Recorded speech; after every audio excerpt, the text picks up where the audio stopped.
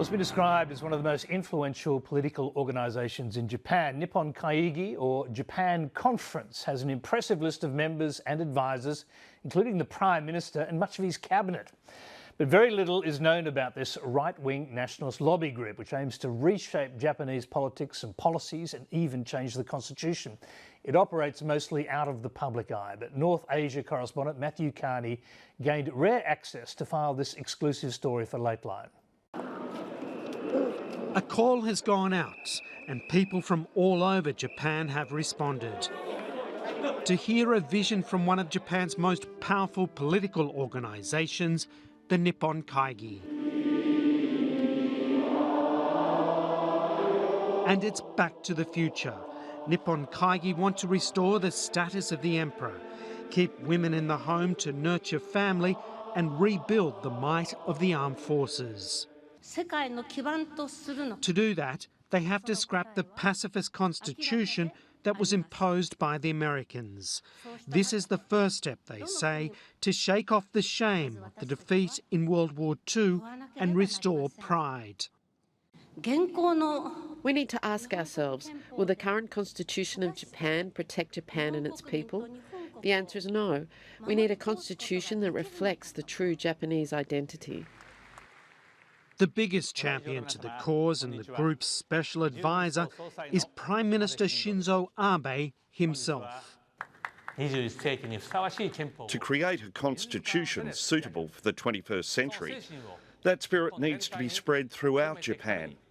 I seek your continued support on this. Let's move forward towards changing the constitution.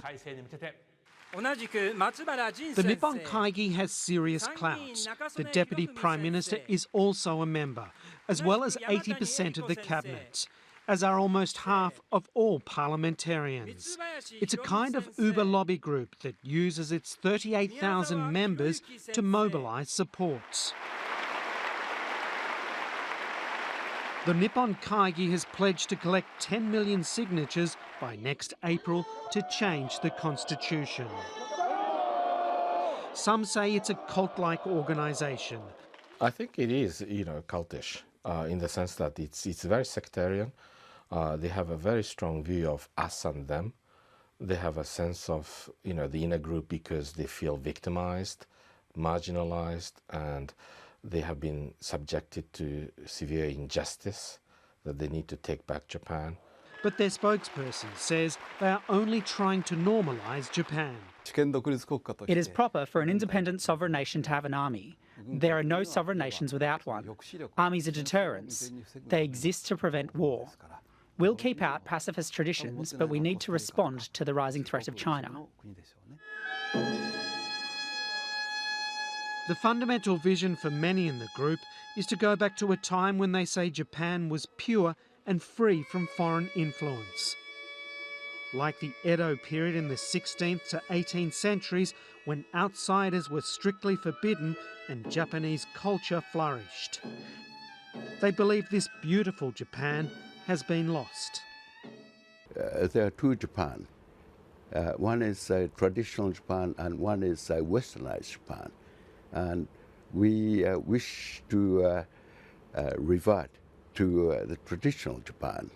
They are romantic, they are irrational, they live in their own world. So they lack strategic thinking in terms of what they are going for and for what reason, and how does that serve national interest in realistic terms. The darker side to the organisation is to deny any wrongdoing in Japan's wartime past. They assert World War II was one of defence, not aggression. They say comfort women were not sex slaves, but well-paid prostitutes, and the rape and pillage of Nanjing in China that historians say killed up to 200,000 was a fiction. There was no massacre at all. That is an utterly false accusation. They try to rewrite history and they think that this is fundamental to what they see as Japan's need to restore pride.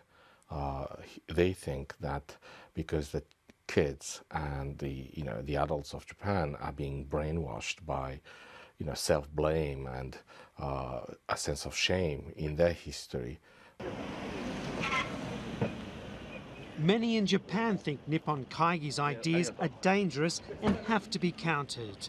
Professor Satsu Kobayashi is one of the country's top constitutional experts.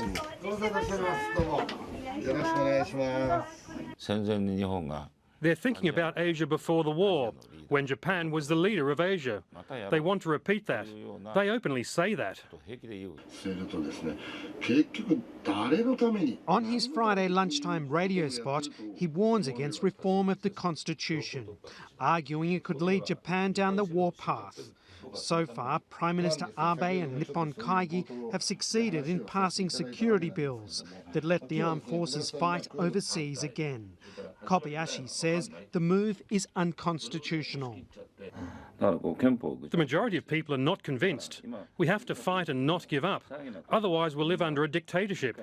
Freedom and democracy will not exist. Professor Kobayashi was once a member of Nippon Kaigi, but is now one of its biggest critics. He tried to change them from the inside, but couldn't. As a self-described commoner, he says the organisation is one of elites, out of touch with the people. Polls consistently show that the majority of Japanese don't want the country's pacifist constitution to change. They want to achieve the dream that Japan pursued pre-war, to be one of the top 5 military powers in the world. To enable this, our country will go around the world fighting wars alongside the Americans. Mr. Abe went to the United Nations and said that Japan will seek aggressive peace. Militarism is another name. Professor Kobayashi now devotes much of his time fighting the Nippon Kaigi and the reform of the constitution.